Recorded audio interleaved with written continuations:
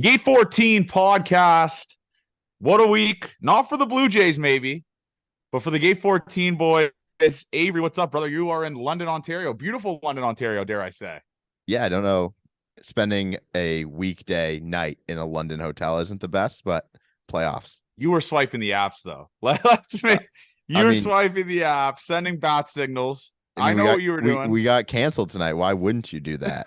I'm like JR and Windsor, man. And Lay if the you're groundwork. yeah, JR, I mean, that was a bad visual. Actually, it was whatever visual. JR is gonna JR. But if you're watching this, I'm wearing the jersey of the guy that turned the season around today. Our guy, my guy, Jordan Luplow, a longtime friend of mine. Before we go into that, though, there's a lot of stuff we got to break down. All right. I'm going to give you guys a little background. The Musgrove going out, the article, and me on Blue Jays talk. All right. Let's break it all down here, Avery. Let's start out with the Musgrove night. All right. So, bit of a screw up on Musgrove's behalf. I told him early, like a week ago, I was like, I need 2 tickets. Me and Avery are going to go. He sends me one, and I'm on the ramp at the QEW, not QEW, sorry, the Gardner, and I'm like to Avery, listen, man, bit of a fuck up. Uh, he sent us 1 ticket, so I'm gonna get you another ticket. So I put the tweet out, and like I said, the Gate 14 listeners are the best. We got like 4 or 5. Like I got like they DM my personal account like 4 or 5 people. And they're like, yeah, you still need that ticket for Avery, all that type of stuff. So luckily, our guy, I got to pull up his name here. I got to pull up his Insta for the people. Because he works for the Jays, so I got to pull up his name. He's a legend. Maybe you shouldn't say his name then. Okay, maybe I shouldn't. I'll ask him if I can name drop him on the podcast next time. But anyways, he gets us a ticket. And me and Avery do that news article. But shout out Adam, by the way, absolute legend. If you haven't listened to it yet or watched or read it, sorry, yet, I recommend you do so. It's a great article, great tire pump. Got a lot of residuals from that. And and so anyways, we're at the game and all that type of stuff, and Musgrove just absolutely shoves. Like it, but I will say this though, and Avery can attest to this, that first inning, because I was neutral ground, I wanted Musgrove to have a good time that night. So I was a little bit scared he was gonna get rocked. When there was like first and third, they only scored one, luckily, but there was one out. That's when it got a little bit fishy for me. So thought he's gonna get shelled, goes out there, carves. And anyways, he calls me because we were supposed to get a picture on the field after whatever. We got a way better picture after the game, me, you, and him at the bar. And he was like to me, "Are you still here, dude?" He's like, I'm in the dugout." And I was like, "No, man, I'm not here." And I was like, "How about that shit? How about that shit tonight?" He's like, "You hate to see it, Johnny." He was joking. He's like, "You hate to see it." And so anyways, I thought we were just gonna meet him at the bar. And he's like, "What's Alto's apartment?" Like, he's like, because I texted him like, "We're going back to Alto's apartment." He's like, "What's Alto's apartment address?" And I'm like, "What? You're gonna come back to the apartment first?" So anyways, he comes back to Alto's apartment, and it's just all the guys like Jimmy, Alto, Curtis, Randa's dad. It's all the boys, and just Joe Musgrove on the couch, just shooting the shit with the boys. It was the Avery. Was that not the funniest visual of all time? Just a professional athlete in Alto's apartment. It, it's a good thing that he has a nice apartment. I kind of wish he had a piece of shit apartment, and it's just Joe Musgrove in the worst apartment in the city. dude, it was it was, I mean, so anyways, we're with Musgrove, we're just shooting the shit. It's like it gets to like 12. Like, it got pretty late. We were there like decently late at that apartment. And we were like to Musgrove, like, let's go to the bar. He's like, yeah, Tim Hill, Brent Honeywell, and Tim Hill's girlfriend are to come out, whatever. We go to Paris, Texas, and we get like a nice little booth there. There's no one there, obviously. It's like it's a Tuesday night. I would hope there'd be no Yeah, one there on a Tuesday hopefully. night. But it's a Tuesday night, there's no one there, and we get a nice little booth, and we are just pounding beers. Well, not we. You weren't, because you had to drive, be a responsible guy. I was pounding beers. Like, I got after it. That was You also fell in love for half a second. I did fall in love for a second. We'll go into that. So we're pounding beers, all that type of stuff. And this is the funniest story from the night. So my good friend Curtis is one of the best dudes of all time. That's Alto's roommate. I sleep in his bed because he's never there. And he's mangled. He's like, who needs Modelo's? Who needs Modelo's?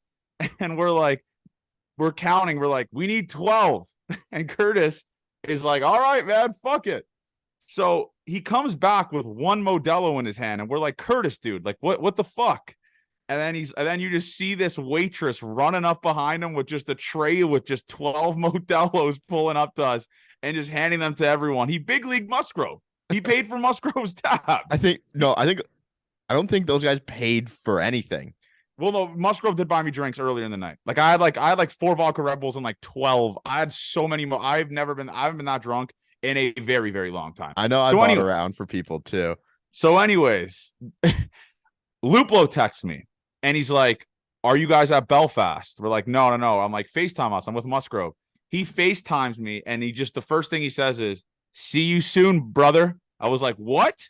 He's like, "I'm on my way to Toronto tomorrow morning." I'm like, "No, dude, no." He's like, "Yes, I'm facing Snell on Thursday." He's like, "You better not fucking tweet or say anything." Then he reiterated that to me in the morning. He's like, "You better not tweet or say anything about me being called up." You did tweet Johnny sources though. I did. Listen, but I gave them a little, I gave them a little fucking, I gave them a little bone out there. Wait, no, you just need to let the people know that you know something they don't. I had to let them know that I know, and everyone was just tweeting me, DMing me, what's going on. All like the beat writers and stuff like that are DMing me, trying to get Johnny sources. I'm like, no, I'm not gonna break this. But anyways, so it gets to like, what time did you leave? And the funniest part about that Paris, Texas, it's like an outdoor bar, but you obviously in Canada, you can't just smoke cigs on the patio of like of a club. I mean, this is it was supposed to be a nice spot. Everyone was just ripping cigs on the fucking patio. I think I had 4 beers, 12 cigarettes in my time. Avery legit had 12 cigs. Avery might have had 12 plus cigs. And so yeah, we're on the patio, and the funniest part about this again is Musgrove came bearing gifts from me. He hands me a Joe Musgrove basketball jersey, which is the sickest thing I've ever had. And drunk Johnny, who's just giveaway Johnny, just handed it to Alto. Alto, you take this jersey. This is your happy birthday. This is yours, Alto. I gave him the jersey. So anyways, we're getting after it, okay? And it goes to last call, and Curtis tries to play hero ball and get a drink at 1:59. He tries to order 12 Modelo's, and the lady at the front's like, "No, dude. Like it's 2:00 on a Tuesday, on a Wednesday technically. You're not gonna have drinks." And he's like, "I don't think you understand. I'm with the Padres here. I'm going to look like a loser if I don't come back with drinks." And he got shut down, came back with his head down, all that type of stuff, nightmare fuel. But we got to talk about those girls that I saw, that I fell in love with, okay? So I have Zins on the table. This was great. Now I saw it for the first time, Johnny, like falling in love way too fast. Yeah, this is okay. So this is me falling in love. So these 2 girls, by the way, this is one thing that I know that they're the ones. They were out on a Tuesday night. I don't know. They were out on a Tuesday night getting after it. So they come over, and actually they might have they used this obviously, but they were like, "Who has cigarettes?" And we're like, "All right, whatever." And then she points to the Zins in front of me. She's like, "Is that?" I don't know what she said. I forgot what she said. She said, "Is that snus?" And I don't know what I said. Whatever. Both of them grab the tin from me, and they both just throw Zins in their mouth while they're ripping darts. And I was just like, whoa, these girls are rocket shit. And I think Curtis played hero ball and proposed to one of them in front of me. He did. Remember that? I was like, Curtis, with the Zins. With my Zins. But anyways, they both grab the Zins and they throw it in front of us, put the dart in their mouth. And I'm like, holy shit. I fucking love these girls. Moral of the story is I love them even more now because they left and they never came back. They used the darts and the You Zin. saw them for less than 2 minutes. I did, but I was in love, man. I kept saying it to Musgrove. I was like, "Are you kidding me right now, man? This is all time." But what a night that was, man. And anyways, we try to weasel our way into like Chinatown after that night. Like Jimmy is calling every karaoke spot in the city trying to get us, because Musgrove's like, "Let's do karaoke at like 3 This was like 3 a.m. at this point. And all the places we were calling were like, "Dude, no, it's 3 a.m. on a Wednesday. Like, we're not doing karaoke right now, man. Like, what are you talking about?" So we just go back and we're trying to weasel Musgrove into coming back into the apartment at like 3 a.m. And he's like, "No, dude, like, no, I can't. Like, I'm just never going to go home if I do this." So they just walk away, and I go back and I'll hand it up to all of our drunk listeners out there. The Pull Trig Nation out there. Oh, yeah, I pulled the fuck out of Trig. I put like 5 or 6 times. Like, I just stayed in that. Yeah. Avery, when I tell you that means you were fucked up. You didn't like pull Trig to get like feel better. You were just like I totally was fucked up. fucked up and I just Yeah. pulled tray. Like everyone just passed the fuck out. I was on the couch. And you know that saying though, like when you're on the couch and your head is just like, whoa, bro. I just kept zooming. Like I was zooming and then I just pulled trig like 6 times. Good guy, Johnny. I cleaned. I didn't even make a mess. I just made sure I cleaned the toy. I was good guy Johnny that night. But anyways, the darts, they got to stop. Darts are terrible. My throat was just fucked. Oh my God. The next morning. day, I couldn't imagine what yours was like. You had like 2 times the amount of darts that I had. yeah, when I woke up to go to work the next morning off 2 hours, 3 hours of sleep, I couldn't believe my throat, how it felt. Yeah, it was all I feel like it feels better when you're more fucked up. And I wasn't drunk, so that was tough on the sober darts. It's been a while since I had one of those. You were sober assassin ripping darts, which is crazy, dude. Like, I don't know how you were doing that. Avery's just a dart guy. That's just what you are. I do love them. I do love them a lot. But anyways, moral of the story is, man, what a crew that was, Abe. Like, now do you understand the Detroit story of how fucked up me and Musgrove got? Like, he's the best dude ever. Yeah, he was kind of on the other end. So you two were just going at it the whole time. You're having a grand old time. But me and one of the other guys we were chopping it up. Honeywell. You were chopping up with Honeywell. Yeah. Talking about the Rays, talking about life, talking about golf. They're just normal people, man, who are just really fucking great athletes. Which is all to get after it too. Yeah. Tim Hill's also a great guy. The best. Like, so the best. I wasn't gonna name drop anyone, but since you did, the misplays of the month on yeah. This is probably one of my favorite parts. The misplays of the month are on the TV at the bar, and Tim and his girlfriend are getting like a drink, whatever, and his play against the Pirates is on the TV at the bar.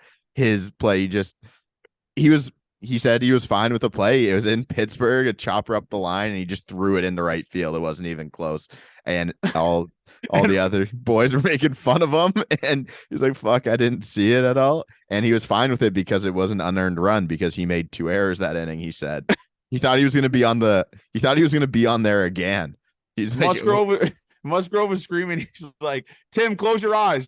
Tim, close your eyes at the play. But yeah, it was a great night, man. I mean, that night ruled, obviously, man. I love going out with these guys and just like getting with them on like a personal, just chatting, just person to person, not like who gives a fuck about the baseball stuff. It was great conversations. And then the Looplow bomb on me also just made the night substantially better because I knew the Loop show was going to be coming up to the show. So, all-time night. Let's go on to the article. I'm glad I made my way down there and got out as well. Yeah, you had to, dude. You weren't going to miss a Musgrove night. Come on. No, let's be clear here. It's nice to beat those guys, man. Such an all-time guy, such an all-time night. Let's go into the article, man. I mean, that ruled. I mean, obviously, like I said, we're still growing and obviously type of stuff, but that was just shout out to Adam for that, man. And if you haven't watched or read it, go read it. You just I asked him if he went to school because I didn't think someone from an actual publication was going to write something on us. I had no idea where he was from or what he did, and I found out he fucking writes full time. It was a great article, and obviously him just with the immediate ricochet shot, saying I'm just a guy trying to find love, pretty much just calling me a virgin on fucking on a publication was funny as shit. It was just that was just it was hilarious. So like, but that was the everything best, about that, just all the thing. That was the best thing for you for like you getting residuals because you're still trying to find love, so people know you haven't found the one yet. Yeah, exactly. No, it's a great point. And yeah, it was a great article, and obviously like it was more of a relaxed interview than I thought it was going to be. That's why I knew it wasn't going to be. Obviously, I knew it wasn't going to be a hit piece. But I was praying it was a hit piece. I actually know. Because the first hit piece that hits us, you know me, how fucking much it gets to my head, like pissed off I get. The first hit piece we get's going to be bad. I don't even know why it would happen, but I think it would be funny. It would be funny. But yeah, so it was a great article. Obviously, it was just like a normal conversation. Every once in a while, he'd write stuff down that he wanted to remember and all that type of stuff. But it's awesome, man. It just seeing the support from even publications like that.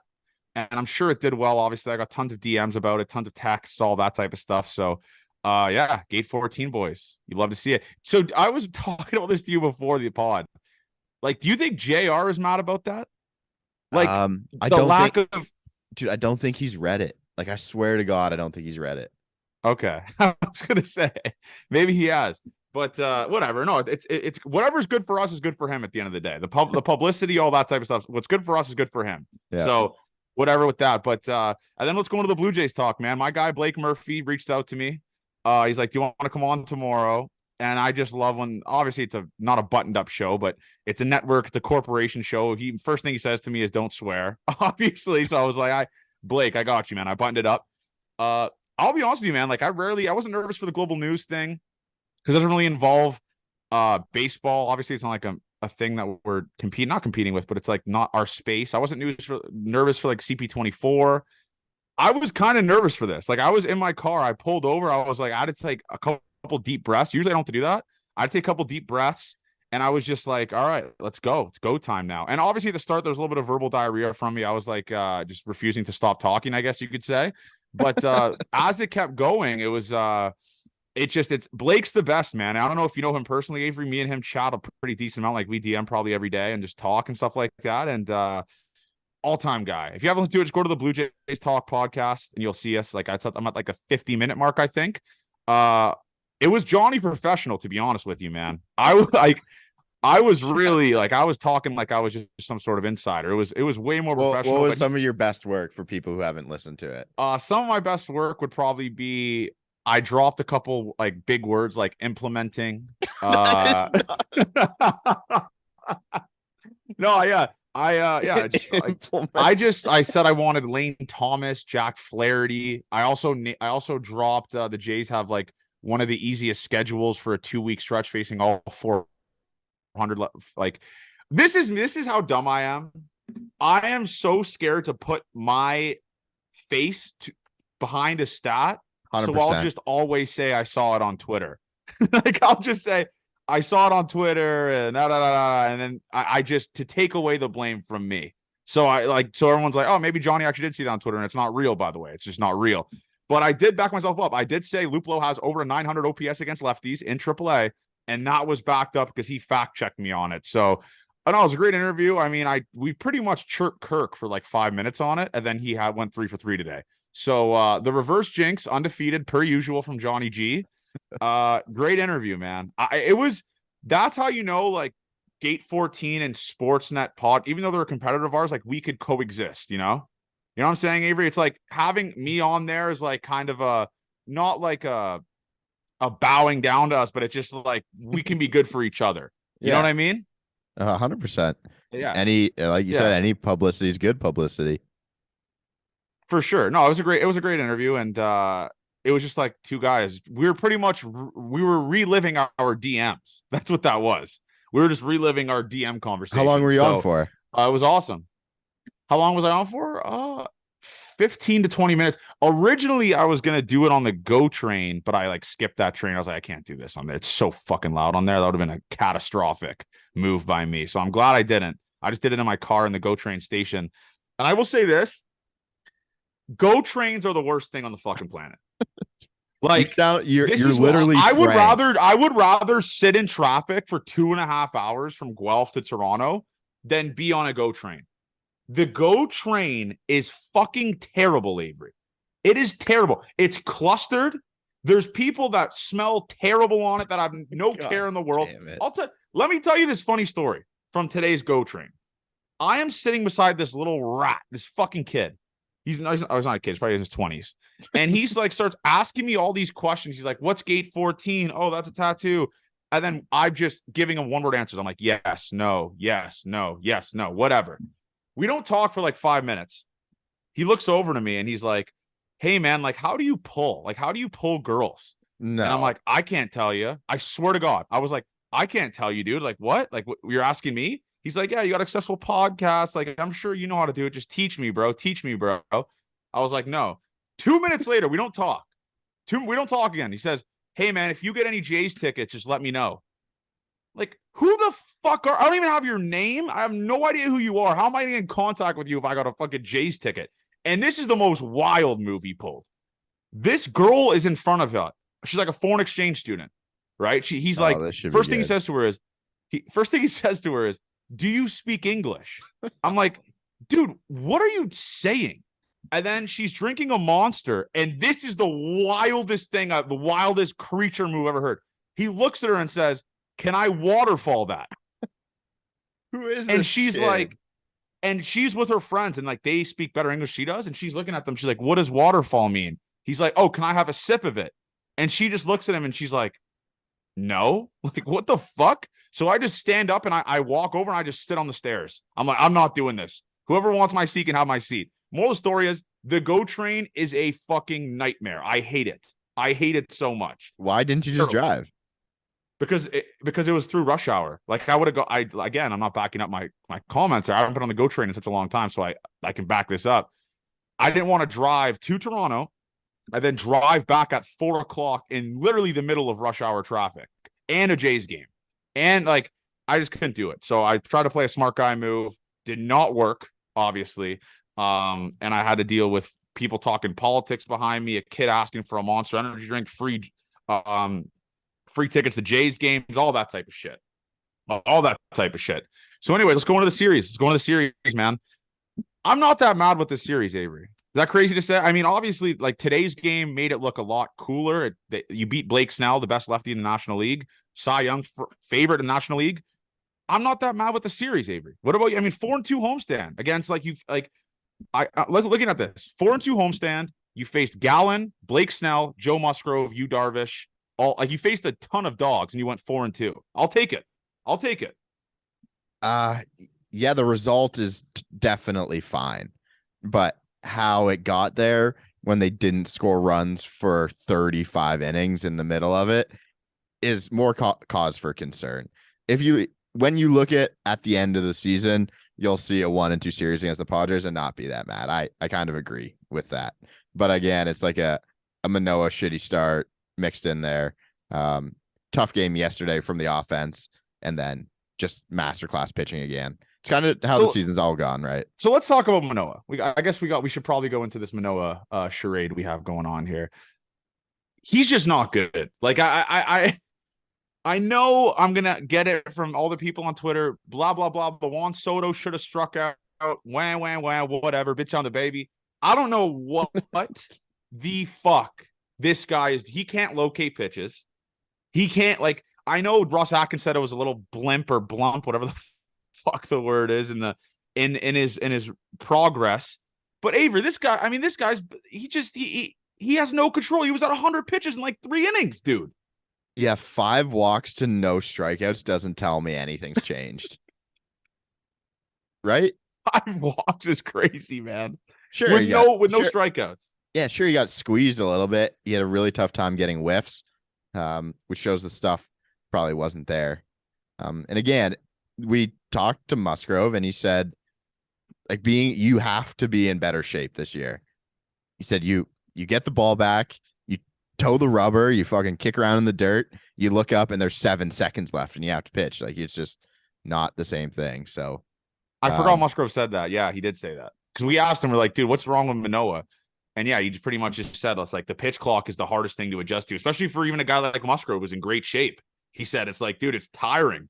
Like, you get the ball back and you immediately have to go right back at it, you know? So yeah, it's a good point, Abe. I forgot he said that. Yeah, so I don't know where I'm at. The people who were screaming for a Ryu DFA before he even got to the big leagues probably should reconsider that thought, because he might have to throw more important innings than we thought. Ryu looks pretty decent right now compared to what Manoah's doing.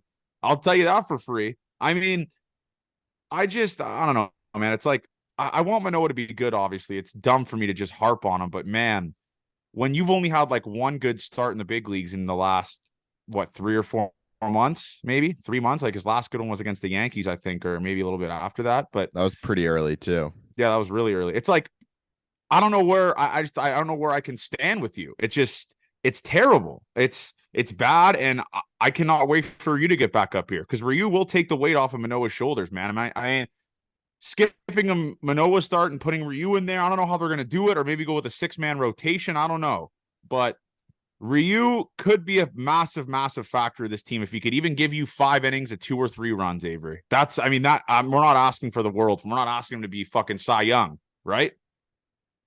Cy Young didn't even win a Cy Young though. Really? Wasn't I mean they named it after him Okay, later. that's a good point. That's a crazy stat or a crazy fact that I had no idea about. That's why Avery's a fact guy. Fact guy. I listen. Fat guy. I want Manoah to be good. Obviously. No, so let's talk. Let's think about this first of all. Hyunjin Ryu won't get up here, and his problem will never be command. Maybe a start where the command will be bad, but he will give the team a chance. He could get shelled when he gets up here, but the pitches are going to be in the strike zone. The strikeouts aren't going to be a ton. The walks will be down. It's a lot, kind of similar. It's an upgraded version of Manoah, pretty much. He's not like they're both not throwing gas. Yeah. Manoah's a little bit obviously higher velo, but Ryu at least is going to let one of the statistically best defense in baseball work. Manoah doesn't do that. Like Manoah just walks the house and gives up moon balls. That ball to Soto, I will say this. That was my first time seeing Soto live. Maybe you could even back me up on this. He is so awesome to watch play baseball, Avery. At the plate, he doesn't offer at anything. I mean, he had like 1,000 walks this week. He had like 1,000 walks this week. We follow a couple Padres people, and they get really mad at Juan Soto for not swinging the bat, for just taking a bunch of walks. So it's always, which is, I don't get that. Well, it does make sense. You want to pay a guy a ton of money to like slug and drive people in, but he's very good at taking walks, and they just get mad at him for not swinging the bat. It's funny to see other fans' views of teams, because I saw some Padres fan tweet that they're happy taking 2 of 3 for one of the best teams in baseball. And sometimes we don't talk about the Jays like they are one of the best teams in baseball. We definitely take it for granted, man. I mean, we're like, obviously we follow the Vine Sports Gospel and stuff like that. There are guys, they're Padres guys. And with that payroll, they are 7 games under 500, Avery, or 5 or 6. I don't know what it is. We are 11 games above 500 in the hardest division in baseball of all time. And we have people complaining still. Hand up. I complain still. We just got to realize how lucky we are, man, because this team is good. They just have these weird moments where they just, don't know how to hit. But when they're not hitting, their pitching's unbelievable. Like, one of the best pitching staffs in baseball. The bullpen's dialed in. Obviously, if you can watch the game today, a lot of moments there where they were dialed the fuck in. It was just awesome, man. It was awesome. I mean, we're lucky to have a team that is 11 games over 500 and people still fucking complain. That's how, we're lucky with that at the end of the day, you know? So it's that game sucked, obviously. There's not really much to say. It was a dog walk. It was a working. It was just a textbook murder, slaughter gang CEO, just a waxing. We won't even go into that game because it was just a Musgrove carving, putting Blue Jays hitters in his back pocket, and then Manoah just getting worked. But I will say this, though, and I keep beating this drum. Jay Jackson is weaseling his way a spot on this roster, Avery. Like, I know he's pitching in like, actually, he couldn't be pitching in any lower leverage than he is actually. But like, he's weaseling his way. Leverage yesterday. Yesterday he did, yeah. But I'm just saying, like the Monday game, yeah. Like the Monday, he couldn't pitch in lower leverage, or the Tuesday game, sorry. But he's doing great. I mean, there's not much to ask for, and that's a depth piece in the bullpen that could kick out a guy like, Mitch White. Mitch White is just this is what he's terrible. I'm sorry. I know he's our guy. No disrespect, Mitch. You'd probably expect me to say this, Mitch, because you know I cover the team. He's terrible, Avery. He's bad. And they can't keep him up here. This is literally just costing the team, right? Like, I don't know what you do here. Do they, or is he just taking the role as the guy being put in the shit spot every time? But that could be Jay. I mean, okay, I guess, yeah, I guess. But you're talking about wanting Jay Jackson more leverage. Mitch White, you want him in less leverage, and sometimes. But that'd be a good problem to have, though. Is like you DFA Mitch White, keep Jay Jackson up when Chad Green gets here, right? Like, I don't know. Yeah. It's rosters also expand soon, so exactly you might not have to make that decision. Yeah, it's just yeah, that's true. Jay Jackson, I'm turning into a massive Jay Jackson guy. Maybe he just seems like one of the greatest teammates of all time. I don't know what it is, but he does seem like a great guy. Seems like a great guy. Maybe I'm just getting persuaded by social media. That might be what it is. I don't know. But I will say, I'll tell you right now, I do like Jay Jackson. I enjoy Jay Jackson. I want to see him succeed here, and he is substantially better than a two, three guys out of that bullpen. Maybe I don't know. Maybe he's like a bottom of the depth chart, but he's better than Mitch White. Obviously better than Adam Simber. That's not saying much. Yeah, there's a spot for him in this bullpen. Let's go into the Tuesday game, Avery. Yu Darvish, is he that good? Like, I mean, I don't know. He threw 9 pitches on Wednesday. So I don't know if you have the stats in front of you and all that type of stuff, but is Yu Darvish just like the best pitcher ever? Because I hear Frank the Tank saying he's just Yu Darvish no hitter, all that type of shit. Maybe I'm persuaded by Tank, but like Yu Darvish is like he's really good. The numbers haven't been good for him this year. Really? Yeah, not at all. He had like a 4.5 ERA going into the game. Oh, and his expected ERA. Okay, that makes sense. Yu Darvish is a cool pitcher to watch. He plays in the NL West. You don't get to see that. I don't get to watch those games that often. Yeah, me neither. But no, let's look at some of his stuff here. I want to look at. I think his expected ERA is due for positive regression. I read online. So there you go. That's using your fucking brain, Johnny. There you go, Johnny Analytics, Johnny Stats. 3.57 yeah, that's what I read. ERA. Was I right on that? Yep, absolutely. Okay, yeah, there you go, Johnny Analytics. But yeah, no, he threw a sweeper, slider, cutter, sinker, four-seam curveball, splitter, knuckle curve. Holy shit. But how much do you credit the pitcher, or how much do you downgrade or degrade this offense, Avery? Like, I guess you could technically do both, right? Yes. Like, you could say there's a good pitcher, but the offense wasn't good. But that offensive performance on Wednesday was embarrassing. Like, that was real bad, man.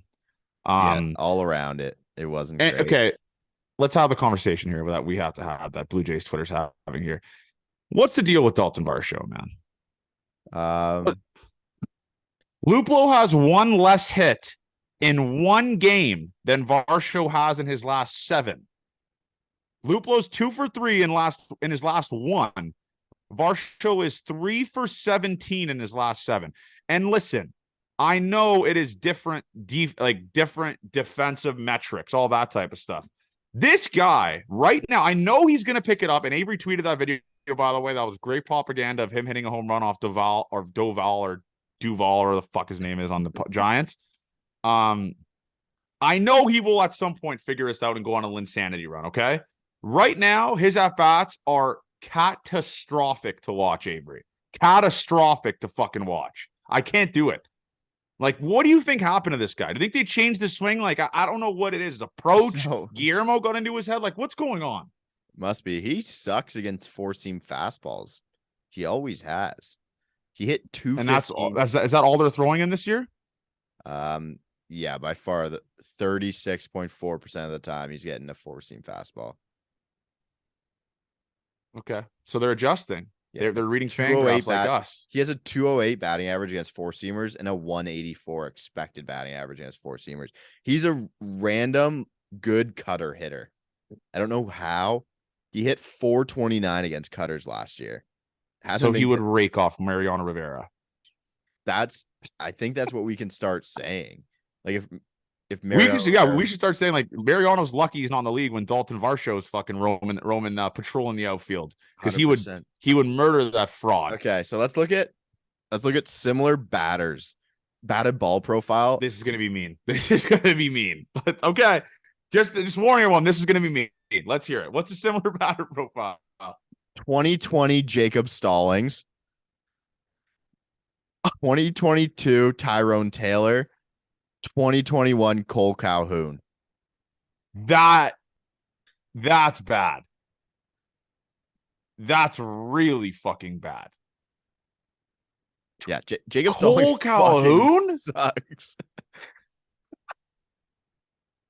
Cole Calhoun, bro. There's 2 other ones: 2021 Danny Jansen and 2021 Ryan McMahon. Those are respectable players in this league at this point. Yes. But the other ones I thought Calhoun are hilarious. That's a bad one, man. It's not looking good, bruv. Yeah, that's really bad. I'm not going to beat around the bush, Dalton. Listen, I know he's going to figure it out. He'll definitely figure it out at some point.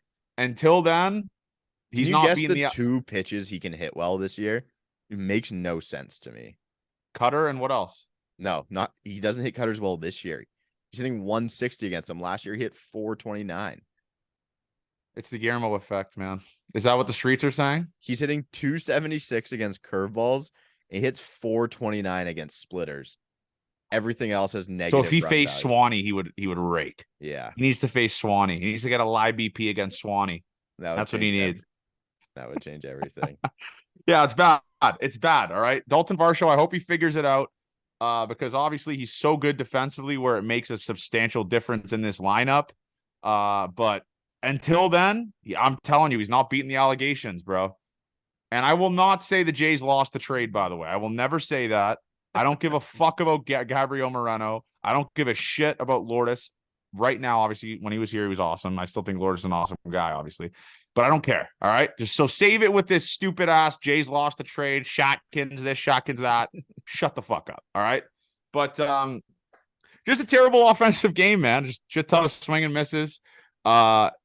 Nothing really to be positive about those first two games. Like those games sucked. Like as a fan to watch them, to join back with the live stream, we did a live stream for the game. Terrible. The entire thing was terrible.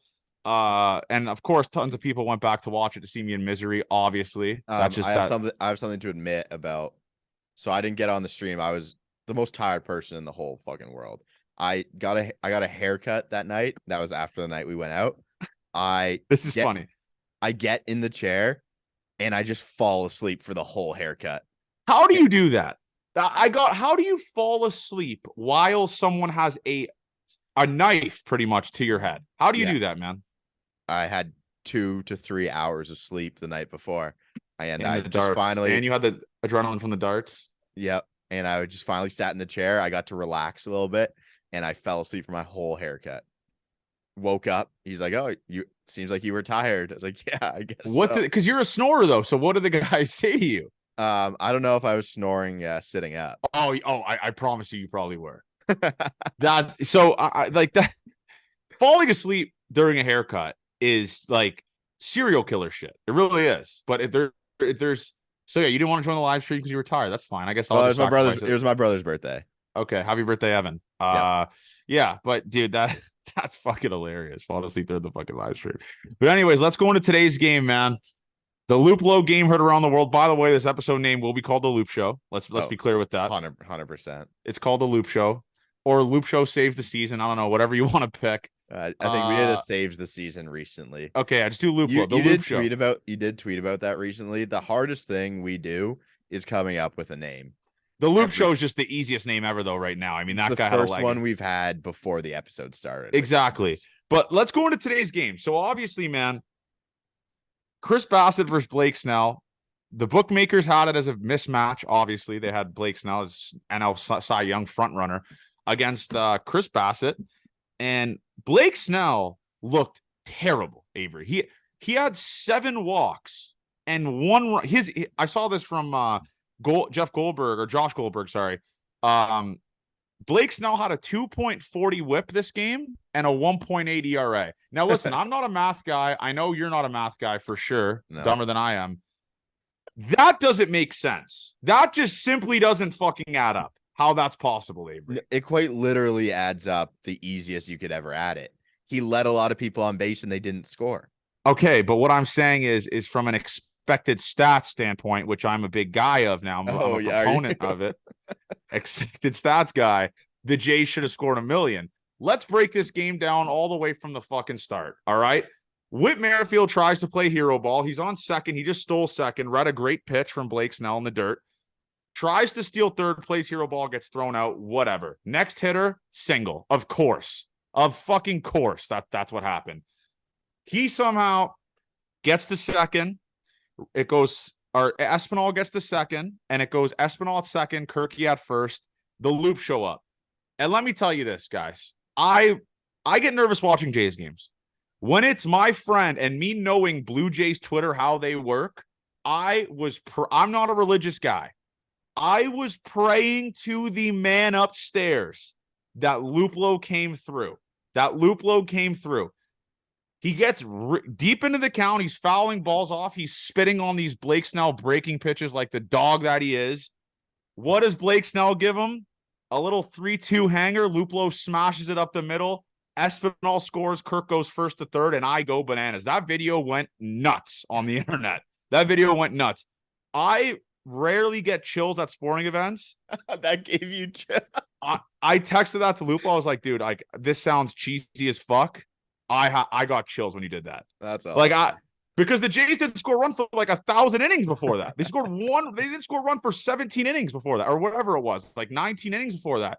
And then my guy Luplo, the man that just Blue Jays Twitter was just they weren't degrading. Obviously, he had 6 fucking at bats, but just comes through, single up the middle, man. I went bananas, and Luplo does that mustache celebration with his new muzzy.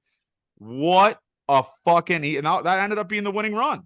What are your thoughts, man? I mean, he was having great at bats, Dave. He really was. He was brought up to hit lefties, and they fucking let him place against.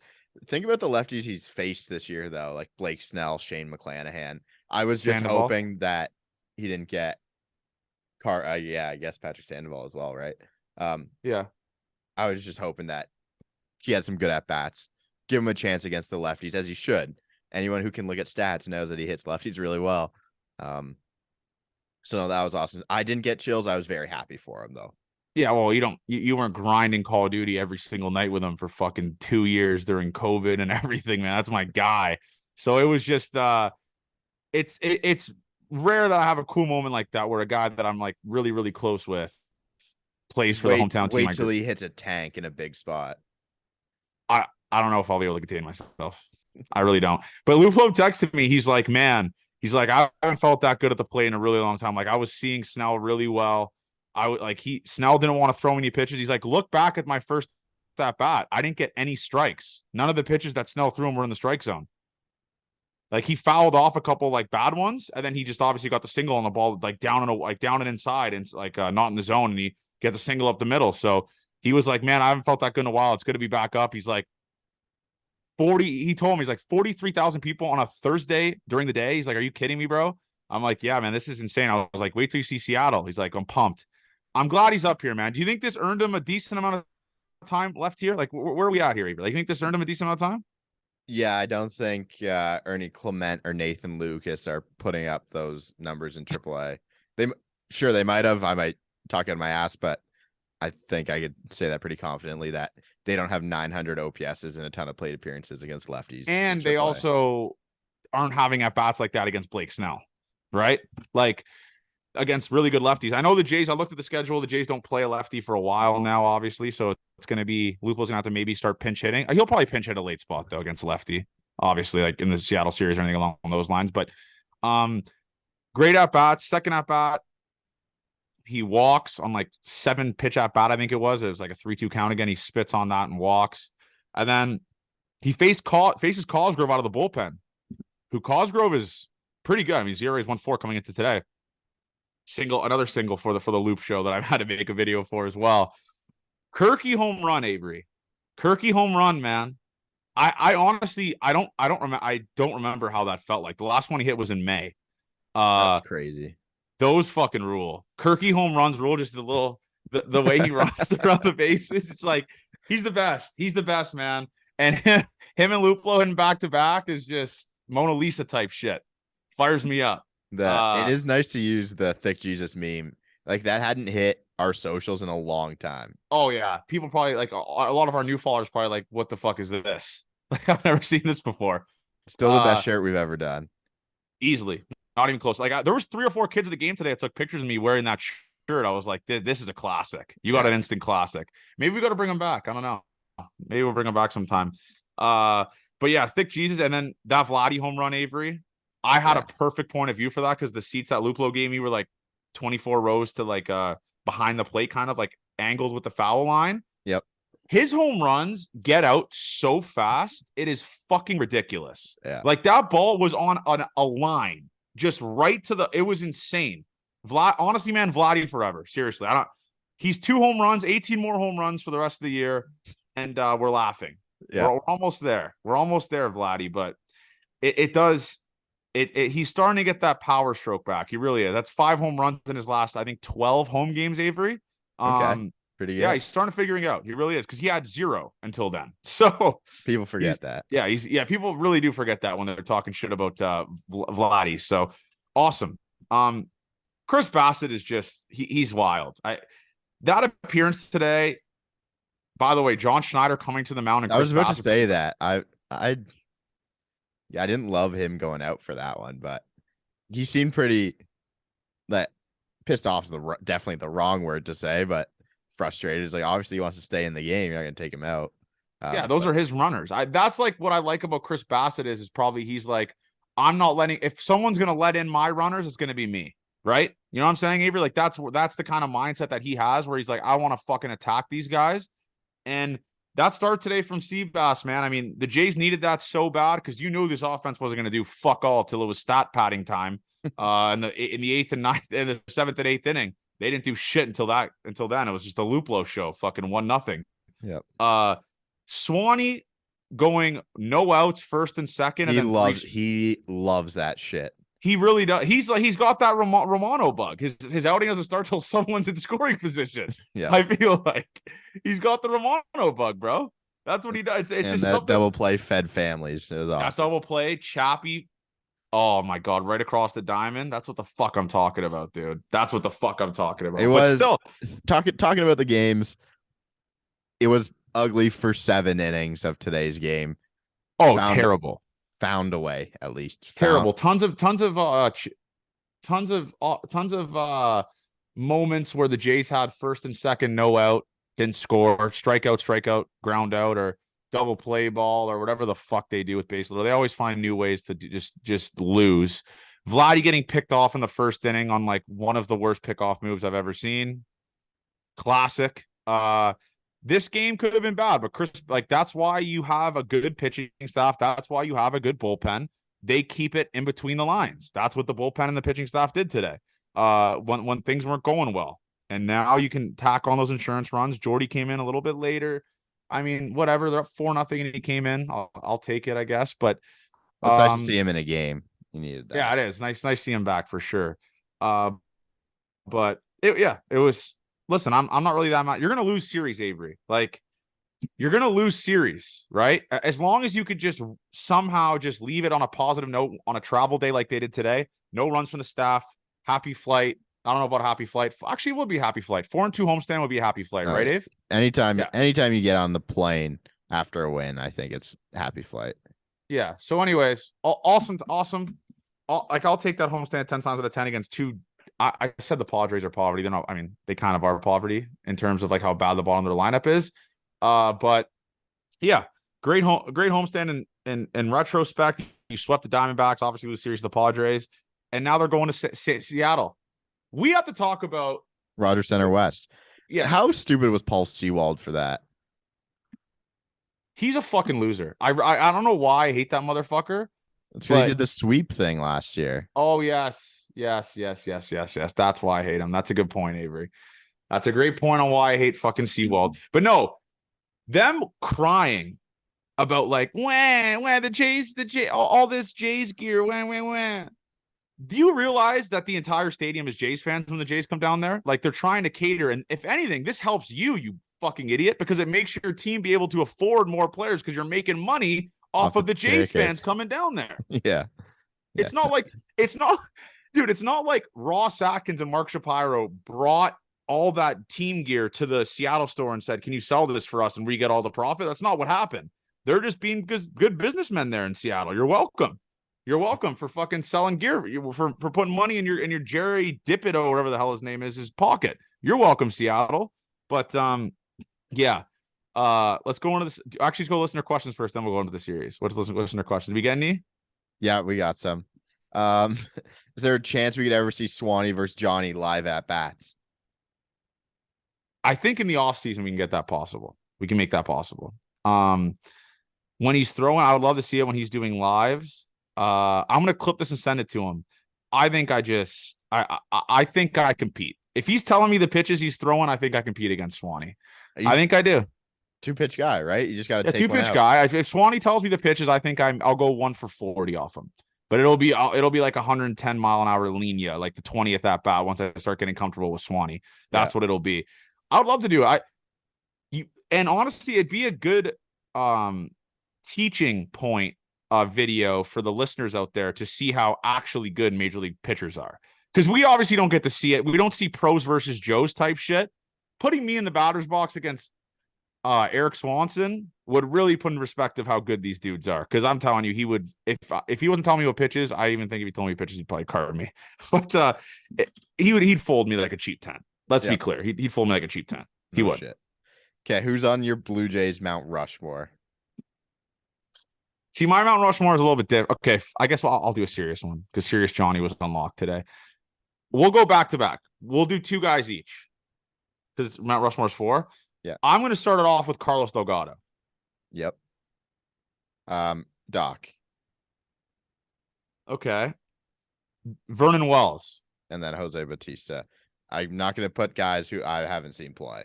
It was just I mean, either people are going to get mad we missed Josh Donaldson. Jay. Is Vernon Wells more justifiable than Josh Donaldson on that list? I mean, JD was a better player. Okay, sorry. Scratch Vernon Wells. No, but like Vernon Wells was here longer. He was a long time Jay. That's like my childhood though, man. Was like watching. That's Vernon more Wells. nostalgia than Mount Rushmore, probably. Yeah. Okay. Yeah, I think it's a good Mount Rushmore, and I never, like I said, we're gonna get the old heads mad at us for not putting like all the older guys, but I've never seen them play, so I can't put them on my Mount Rushmore or justify it or bring up reasons why. Yeah, I know the World Series would be a reason. Steve, I've never seen pitch in my life. I've never seen Joe Carter play. Obviously Roberto Alomar is really good, piece of shit off the field. But I can't justify putting guys on that I've never seen before. So that's what you get there. All right. On a scale of 1 to 10, how much of a need is Bradley Zimmer on this team? I don't want Luplo to lose his number. True. You having to cross out the jersey you're wearing right now and put tape over and put Zimmer would be awesome as well. It would be funny. Listen, Zimmer, all-time locker room. What is he doing right? Can we do a live check-in of Bradley Zimmer? Yeah, like a wellness check. Let me see what Bradley Zimmer is doing. Because is he with a team? I don't know. Oh, he is. Remember? I knew the Red Sox. Oh, really? I forgot that. Wait, I could be wrong. This could be all made up. What team is Bradley Zimmer with? This is terrible radio. I did that tweet about him. Baseball reference. I'll find it before you. I'm on it right here. He's on the Red Sox. Worcester, hitting .230 with 6 nukes, 721 OPS. Okay. Is he worth the call? that'll get you traded at the deadline. Is he worth the call? Yeah. I wonder what's his brother Kyle up to.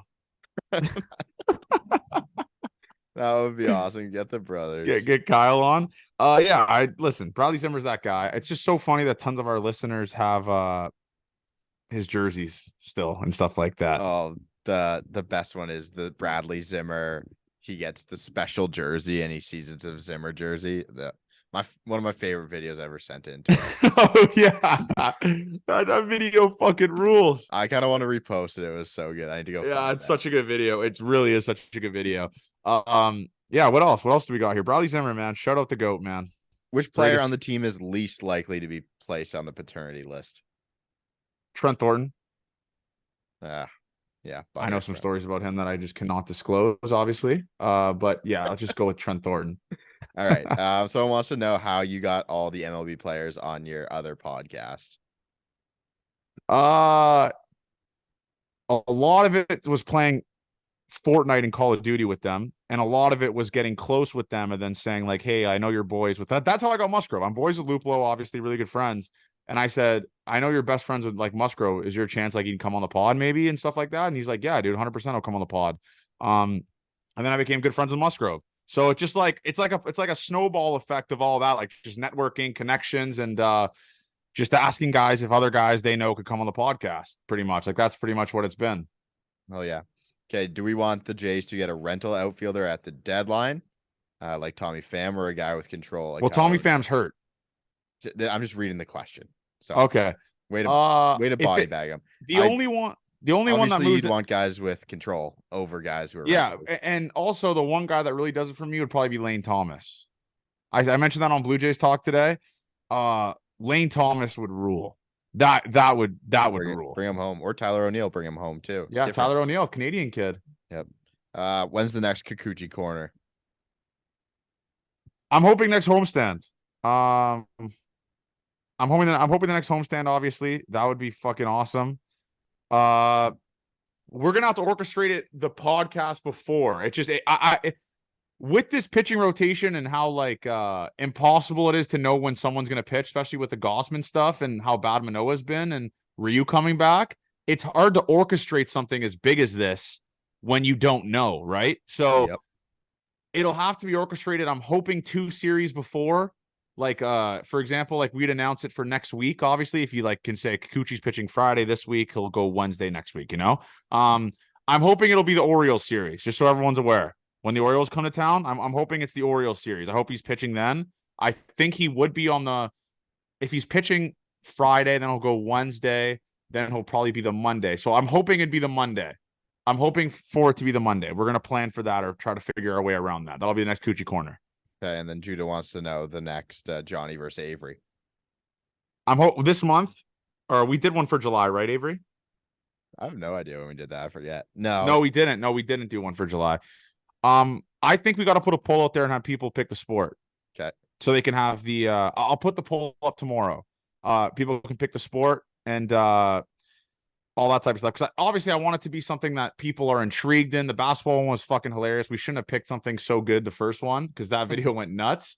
But yeah, we'll figure something out. Whatever it is, we'll have our listeners. We'll have Gate 14 Nation pick it and go from there. All right, that's all we got. All right, so let's go into the Seattle series. Jared Kelenic is the biggest fucking idiot on the planet.